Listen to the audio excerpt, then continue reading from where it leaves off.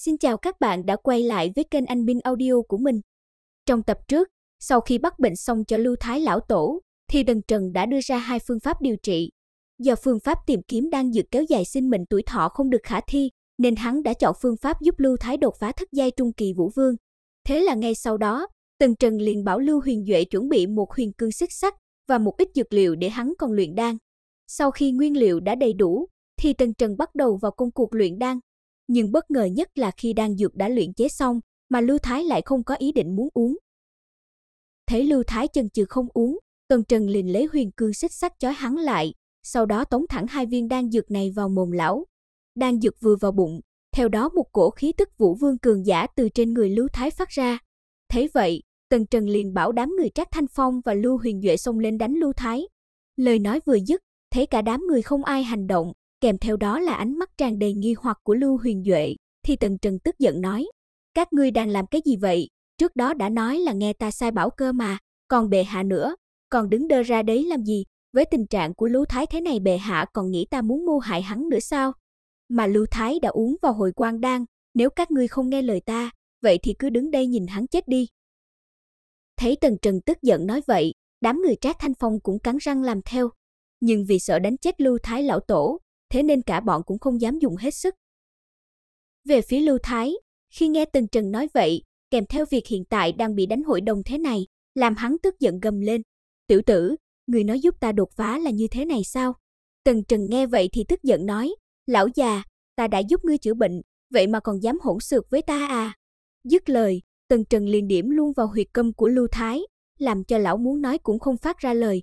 Rồi sau đó, Tần Trần hướng đám người Trác Thanh Phong quát: "Các ngươi đã ăn cơm chưa vậy? Đánh như kiểu mấy đứa ẻo lả thế, như thế này mà cũng đòi đột phá vũ vương à, tránh ra một bên ta làm mẫu cho mà xem." Vừa dứt lời, Tần Trần liền lao về phía Lưu Thái, dùng toàn lực tát một cái thật mạnh vào mặt lão, làm cho mặt lão liền sưng lên như cái bánh bao. Mà đám người Trác Thanh Phong thấy thế thì dừng tay ngay, cả bọn đứng trợn mắt há mồm nhìn Tần Trần hành hung Lưu Thái. Lúc này bị đánh thành đầu heo, đã làm Lưu Thái không kìm nổi tức giận nữa. Hiện tại hắn liền khẳng định chắc chắn, Tần Trần được cử đến đây để giết mình.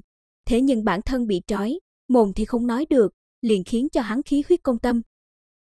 Mà thấy Tần Trần vẫn không ngừng đánh, Lưu Huyền Duệ liền lên tiếng hỏi: "Tần đại sư, phải đánh đến khi nào nữa?" Nghe Lưu Huyền Duệ nói vậy, Tần Trần vừa đánh vừa nói: "Đánh đến khi nào hết tức thì thôi." Lưu Thái đang bị đánh sấp mặt, khi nghe thấy Tần Trần nói vậy, thì cơn tức đạt đỉnh luôn. Theo đó, một cổ chân nguyên trong cơ thể lão bạo phát ra, làm huyền cương xích sắt phát ra những tiếng răng rắc, như thể là sắp bị vỡ ra đến nơi. Thấy vậy, Tần Trần hướng đám người Trác Thanh Phong quát: "Các ngươi còn đứng đơ ra đấy làm gì, còn không mau đánh chết tên phế vật này đi." Nghe được lời này của Tần Trần, thì Lưu Thái đã không còn kiềm chế được nữa, một cổ chân nguyên vọt thẳng lên đỉnh đầu hắn, theo đó huyệt câm mà Tần Trần điểm cũng được giải. Rồi một cổ khí tức vũ vương khủng bố từ trong người lão phát ra, lập tức huyền cương xích sắt bị chấn vỡ tan, mà đám người Trác Thanh Phong đang xông tới cũng bị chấn lui lại phía sau. Ngay khi vừa thoát ra được khỏi chói buộc của huyền cương xích sắt, Lưu Thái dùng toàn lực đánh một chưởng về phía Tần Trần.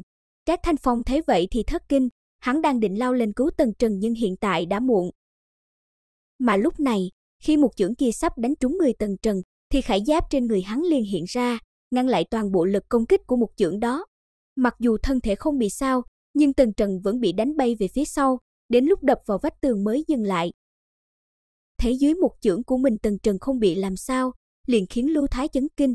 Rồi hắn lớn tiếng quát: "Thế mà dám nói không phải là gian tế, loại áo giáp bậc này đại uy vương triều ta làm sao có được, hôm nay không đánh chết ngươi thì ta chết cũng không nhắm mắt." Dứt lời, Lưu Thái lại liền vung một quyền đánh tới Tần Trần. Đúng lúc đó, Tần Trần lên tiếng nói: "Nhắm mắt cái đầu nhà ngươi, Lưu Thái lão nhi, ngươi xem lại thân thể mình trước đi rồi hãy nói." Thấy Tần Trần nói vậy, Lưu Thái liền dừng tay, rồi hắn cảm nhận qua thân thể mình một lượt. Lập tức hắn phát hiện ra tu vi của bản thân đã đột phá đến trung kỳ vũ vương, không những thế mà sinh cơ trong cơ thể dồi dào, không giống như bộ dáng sắp chết lúc trước. Một màn biến hóa như này không chỉ làm cho Lưu Thái sững sờ, không biết chuyện gì đang xảy ra, mà còn khiến Lưu Huyền Duệ cùng đám người Trác Thanh Phong ngơ ngác nhìn Tần Trần. Mãi cho đến một lúc sau, Lưu Thái mới lắp bắp nói: "Tần đại sư, đây là xảy ra chuyện gì?" Nghe Lưu Thái hỏi thế, Tần Trần lạnh lùng nói: "Thế ngươi không muốn giết ta nữa à?" Thấy Tần Trần nói vậy, Lưu Thái nhất thời cũng không biết nói thế nào cho phải.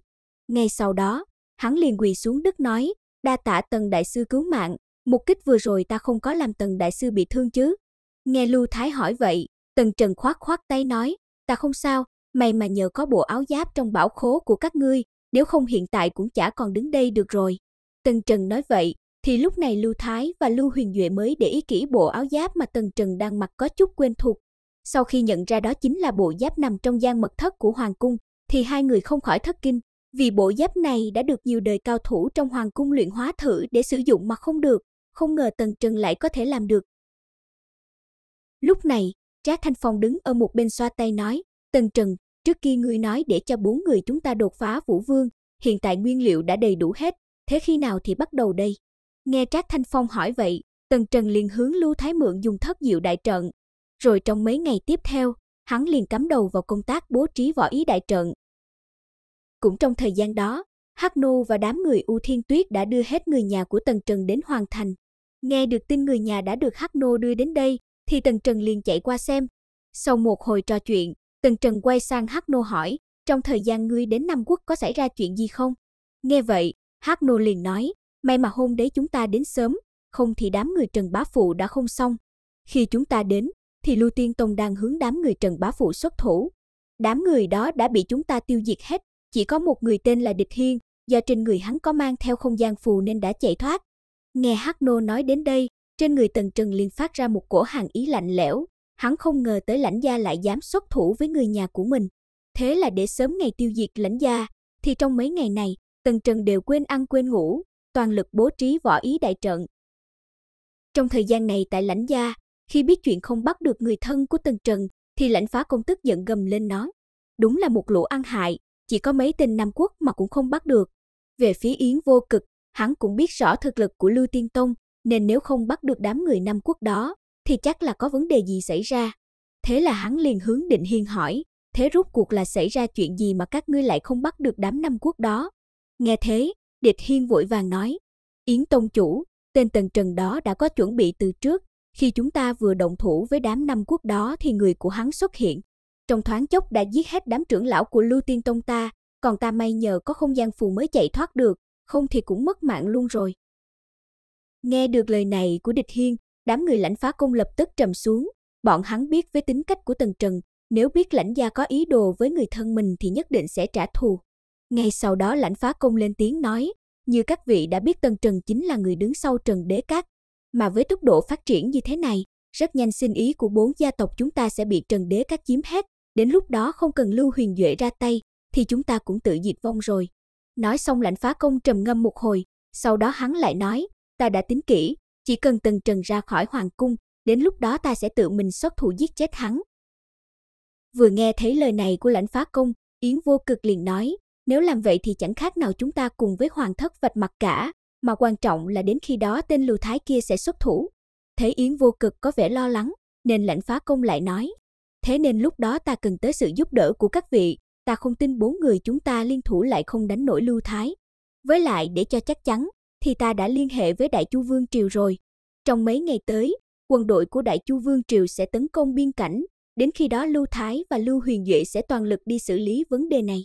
Còn thời gian đầu mà quan tâm tới Tần Trần nữa, mà lúc đó chính là cơ hội tốt để ta xuất thủ giết chết Tần Trần. Trong thời gian Lãnh Phá Công đang lên kế hoạch đối phó với Tần Trần, thì lúc này trong Hoàng cung, Tần Trần đã bố trí xong võ ý đại trận. Nhìn qua đại trận mà Tần Trần bố trí, không thấy có điểm gì khác so với đại trận bình thường, nên Lưu Huyền Duệ lên tiếng hỏi, Tần đại sư, đại trận này có thể giúp chúng ta đột phá Vũ Vương cảnh giới sao? Nghe thế Tần Trần liền nói, uy lực chân chính của đại trận chỉ khi khởi động mới thể hiện ra. Hiện tại trong 3 ngày tới, tất cả mọi người đều tranh thủ nghỉ ngơi để đạt đến trạng thái tốt nhất đi. Sau 3 ngày ta sẽ mở ra đại trận, giúp các vị đột phá Vũ Vương cảnh giới. Rồi như nghĩ tới điều gì, Tần Trần lại bảo Hắc Nô đi nói với đám người U Thiên Tuyết cũng chuẩn bị luôn, đến khi đó ngồi bên ngoài cảm nhận ý chí võ đạo, cũng rất tốt cho mọi người trong quá trình sau này đột phá Vũ Vương. Đến đây mình xin kết thúc nội dung của tập này nha. Mọi người nhớ like và đăng ký kênh để ủng hộ mình nhé.